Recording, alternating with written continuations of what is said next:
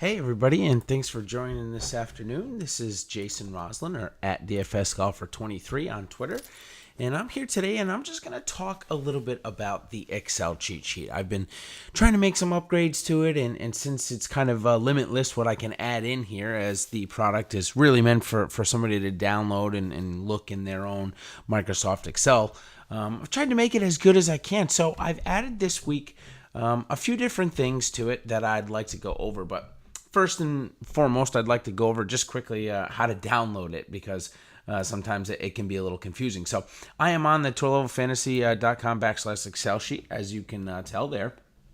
And right here at the bottom of the screen, and now if you don't see these four little buttons, I urge you to take this scroller that you guys see here on the far right-hand side and scroll all the way down, push that download button. It'll pop up right there, and you go ahead and just open it. So when it opens, this is what we open up to here. This is what the Excel cheat sheet looks at. And what I'm going to do is I'm just going to go quickly from left to right. As you can tell, the gray is just your basic pricing information. And then green, we start to get into the odds and some of the tour level ratings. So first important thing that I'll mention is the tour level odds. These are just the odds that I do on Sunday night when I see the field, before odds even come out, just, what I would pay for the golfer and sometimes what they end up coming to be. And the next one is bookie odds. This is I think it's about 10 books roughly, and I take the average. So that just gives you a good indication. And I give you an odds difference to see maybe, okay, am I pricing somebody in that the books aren't doing well, or am I just totally off? So good difference there. The tour level optimal rating, that's going to be what we use for our projected points. So in the optimizer, you'll see a lot of these values in there for each of these players, and it is derived from something I'm going to show you later in the formula that I use to get that number. So again, just going across, it's kind of similar thing. Then this is the rank of each DraftKings and FanDuel. It just takes the rank and shows you a smaller number. So for example, Brian Harman is ranked number 1 on DraftKings, and he has the highest projected point. So just a different way to see it. It's the exact same information. This is the DK points per game and FanDuel points per game. That rounds out kind of your important pricing information and points per game and such. So next is statistical, and this is the yearly rank that we have here. So really just a multitude of all the statistical stuff that you would want. If you know there's a stat out there that you would like to see me put in here, it's really easy for me to do it. Just let me know. These are just the ones that I focus on personally.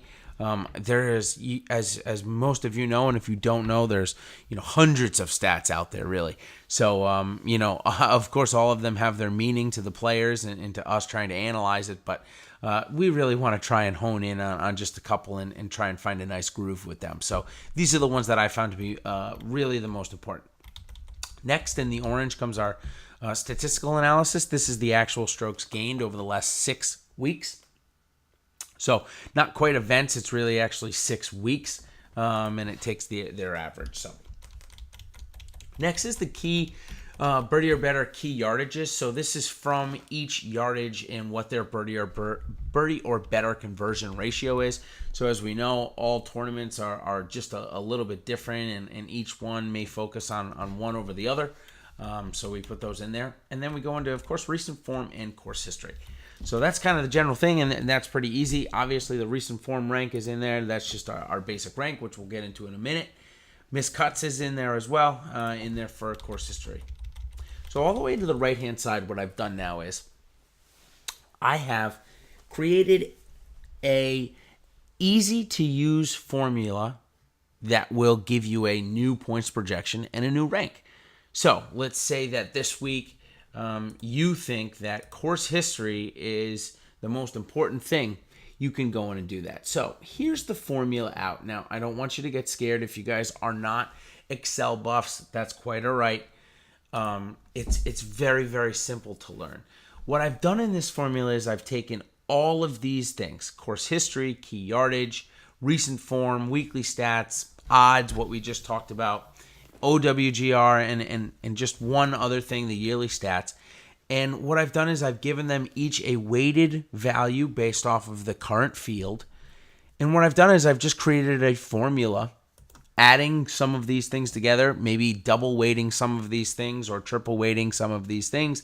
That gives me a points projection. It's not scientific, but what I'm trying to do here is I'm trying to give people the opportunity to go out and build whatever they think is the best model for this week. If they think stats is the most important, if they think odds is most important, they can go in and do that. So what this formula does is it's going to read left to right. So it's going to say BH times 2 here, as you see. So what I've done is I've weighted course history on a 2 scale, so a double weighting, and so on and so forth. Now, if you want a double weighting on the key yardages, you'll be able to go in and put that.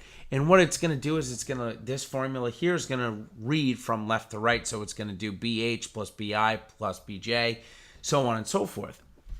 The two ones that I just want to mention really quick is that I keep standard is I take a salary adjustment, which I leave in there, and you guys will see that at the far right-hand side of the equation. And also the DraftKings and FanDuel points per game.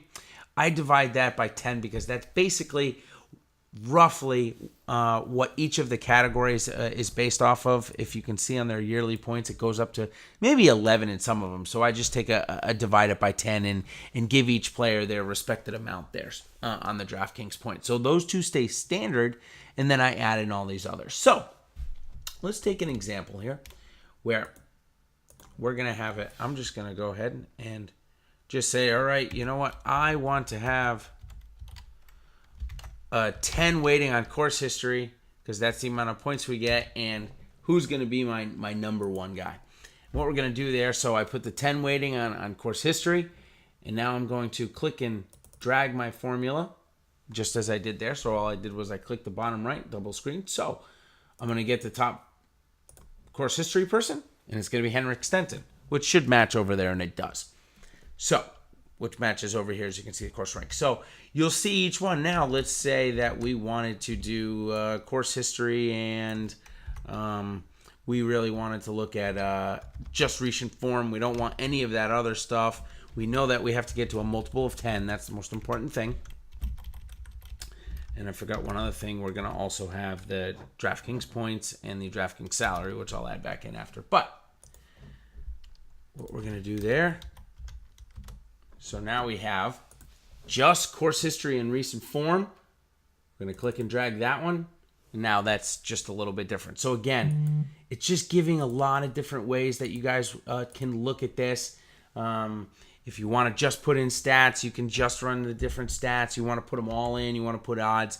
Just a different way to run. And the long-range goal with this, so as you guys know, is to be able to run formulas with ownership projections and DraftKings points upsides based off of that, for the Millionaire Maker and such. So that's the work in progress. This is the first step. I'll be glad to answer any questions on social media or through email about this. But again, you'll see everything numerically from left to right, and there'll also be some instructions just to the right-hand side of it as well to help you out. So I hope this was helpful in the beginning, and I wish you guys all the best. Thanks.